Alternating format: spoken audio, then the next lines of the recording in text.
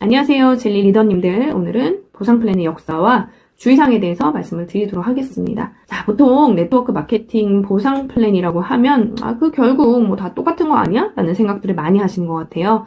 저도 마찬가지였는데요. 결론부터 말씀을 드리자면 아닙니다. 네트워크 마케팅의 보상 플랜은 시간 속에서 변화해 왔습니다.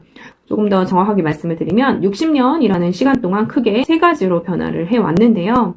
생각해보면 역사 속에서 변하지 않은 것이 과연 있을까요?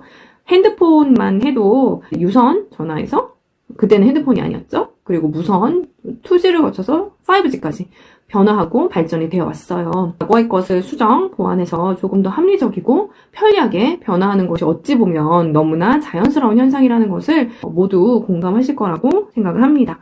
보상 플랜도 마찬가지인데요. 특히나 과학기술의 발전, 좀 더 구체적으로는 인터넷 기술의 발전, 그리고 택배 시스템의 발전으로 인해서 최신에 와서만 가능한 그런 플랜들이 있다라고 합니다. 자, 여기서 우리는 내가 선택하려는 회사는 이 역사 속에서 어떠한 보상 플랜을 채택하고 있는 그런 회사고, 선택을 하는 나의 입장에서 얼마나 합리적이고 공평하고 상식적인 그런 보상 플랜을 채택하고 있는 회사인지 좀 더 이성적으로 판단을 하고 선택을 할 수 있다라는 거죠. 자, 지금부터 한번 하나하나 알아보도록 하겠습니다. 자, 비교를 용이하게 하기 위해서 6명의 사람이 각 100만 원씩의 매출을 일으킨다는 동일 조건으로 각 플랜을 비교를 해보도록 하겠습니다. 먼저 60년대 플랜입니다. 60년대는 나를 중심으로 이렇게 해바라기 모양으로 펼치는 플랜이었습니다. 그래서 나는 이렇게 6명을 배치를 하게 되고요. 이 6개의 라인을 관리하는 것도 저 혼자고요. 이런 식으로 나는 총 21개의 라인까지 구축할 수 있습니다. break away 방식이라고 하고요. 역사가 오래된 만큼 우리가 알고 있는 이름을 알만한 회사들 있죠. 아메이라든지 뉴스킨, 허벌라이프 등의 회사가 이 방식을 채택하고 있습니다. 80년대에 가서는 변화가 일어나죠. 바로 세 줄 라인으로 풀어가는 유니레벨 방식이라는 건데요. 한번 같은 조건으로 펼쳐볼게요. 나를 중심으로 나는 3개의 라인을 펼쳐가게 되죠.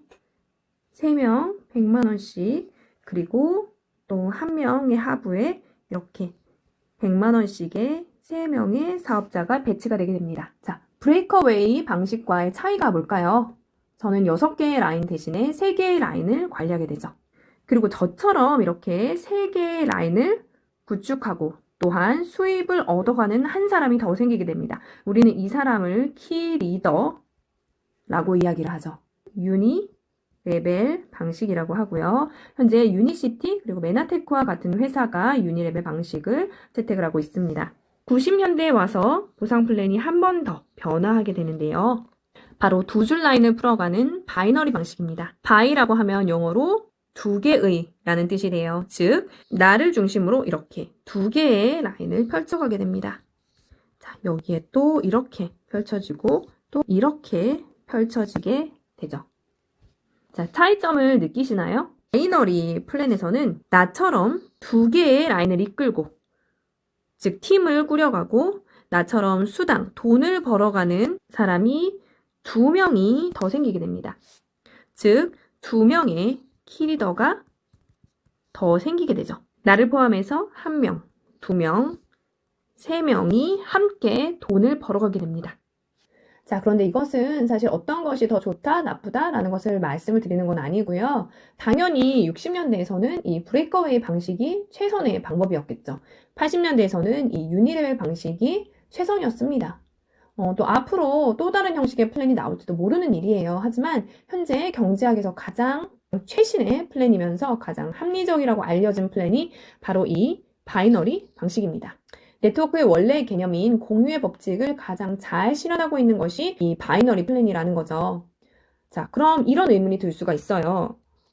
왜 이 과거의 회사들은 바이너리 플랜을 채택하지 않을까?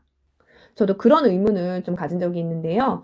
과거 브레이크 방식으로 이미 확고한 시스템이 구축되어 있고 또 오랜 세월을 거쳐서 성공자들을 이미 많이 배출을 했기 때문에 새로운 시스템으로 이렇게 변화를 시도하는 것이 쉽지는 않다라고 합니다. 하지만 역사가 좀 이렇게 오래된 회사들은 시간 속에서 보상 플랜이 조금씩 그 안에서 수정되고 바뀌는 경우들이 꽤 있어요. 또 이렇게 브레이크어웨이 방식을 채택하는 회사들도 21줄까지 만들지 말고 2줄 라인, 3줄 라인으로 사업을 펼치는 방법들을 또 권장하고 또 알려준다라고 합니다. 그만큼 적은 수의 라인을 펼치고 또 많은 사람들이 수익을 공유하는 것이 시대의 흐름에 맞는 그런 플랜이라는 것을 말해주고 있습니다. 이 바이너리 방식을 채택하고 있는 회사는 당연히 90년대 이후에 창립된 회사가 되고요. 대표적으로는 시크릿, 애터미, 그리고 유사나 헬스 사이언스가 있습니다.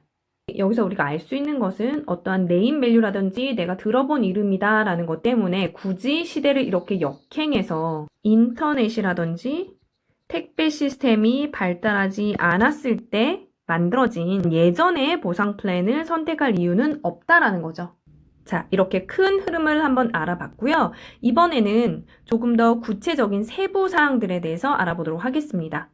여러분들이 절대로 고르시면 안 되는 주의 사항들에 대해서 알아보도록 하겠습니다.